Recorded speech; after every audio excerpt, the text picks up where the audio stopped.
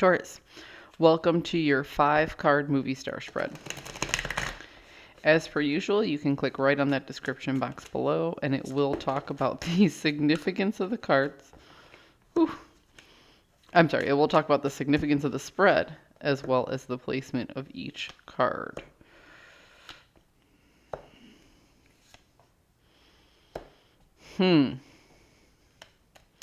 Taurus, it feels to me like you are avoiding a difficult conversation or maybe even a difficult exit strategy.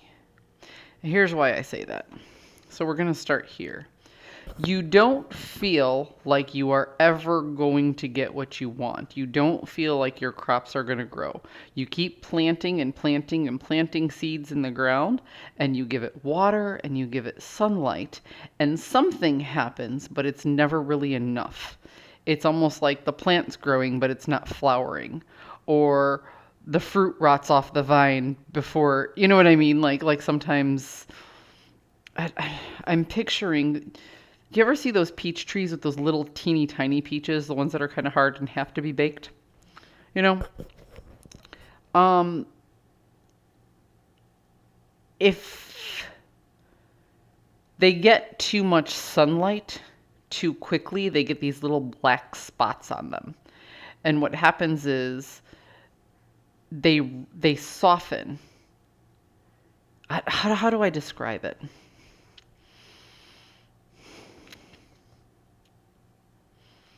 It's almost like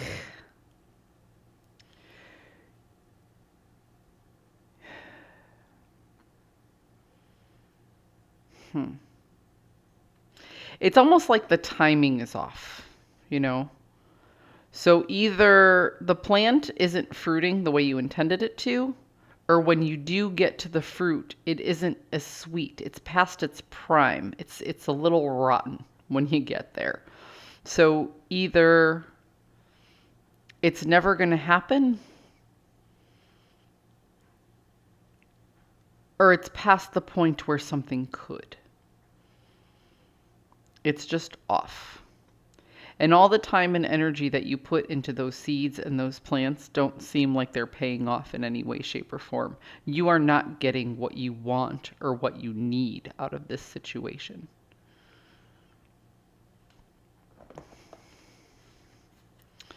You have the potential to make a very significant change, but the strategy, the idea, and then taking the potential of this strategy idea and processing it through a framework in order to make it something just seems like a lot of work. And you'd rather just sit in your garden with your rotten fruit than actually take the time to take the potential energy and process it through a framework and make it something worthwhile. It's almost like every time you think about replanting your garden or maybe even leaving that plot of land behind and going elsewhere, you're like, oh, but that's a lot of work. I could just, turn on the TV and pour myself a glass of wine and pretend like everything's okay. You're comfortable with things being rotten. Okay, it's your life. Moving forward, we have the Knight of Wands in the inverse as your overall. There was...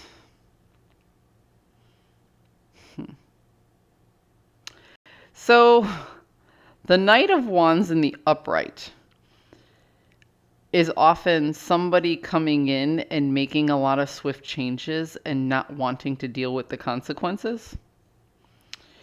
The Nine of Wands, the Knight of Wands in the inverse can often be, you're the one cleaning up the mess of somebody else. You're the one dealing with somebody else's life consequence. You're the one doing somebody else's dishes, so to speak.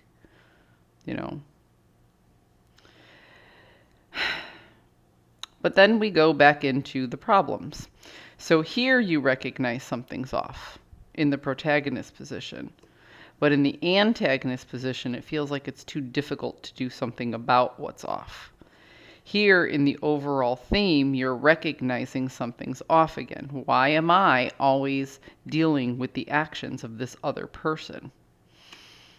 Or energy or group. I mean, this could be a work reading. This could be about your job, you know? But this whole, it feels like the other energy is always dumping all the wrong things on you, and you're the one who has to fix it, clean it, or deal with it. And you want to escape, but that's a lot of hard work. So you just kind of stay there and you deal with it. Like the devil you know is better than the devil you don't. I'd rather deal with these same 5 problems over and over every day than take on a whole new problem of escaping these 5 problems. So here we are in the journey is stagnation due to indecision. You are staying in this energy where nothing feels fair and nothing feels right and the fruit doesn't taste good and the dishes are never done. You know, you're not getting a real happiness out of it. So you stay stagnant in this energy and you numb yourself. You don't feel quite healed, but you don't feel quite heartbroken either. Like I said, you turn on the Netflix, you pour yourself a glass of wine, and you're like, well, you know, at least the day's over. I'll go to sleep and do it all again tomorrow. See, you're holding on very, very tightly. You're taking stock of everything that you have, and you're recognizing that it's too difficult to mourn the loss of this environment. It's very difficult to get over the process that you'd rather just stand at a crossroads and do nothing. It's almost like the person that's leaving you the rotten fruit and all the dishes, it's almost like you're waiting on them to make the next decision for you.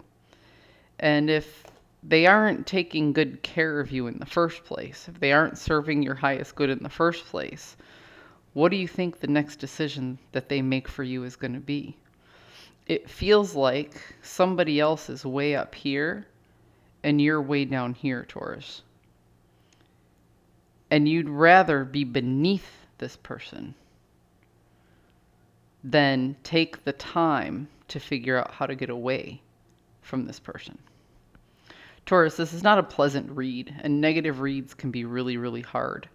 But if this resonated with you, really sit down and think, are you happy?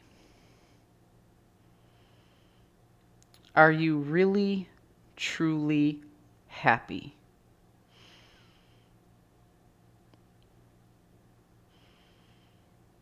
I hope you found a message that serves your highest good, Taurus. Good luck with this. I'll see you guys next week.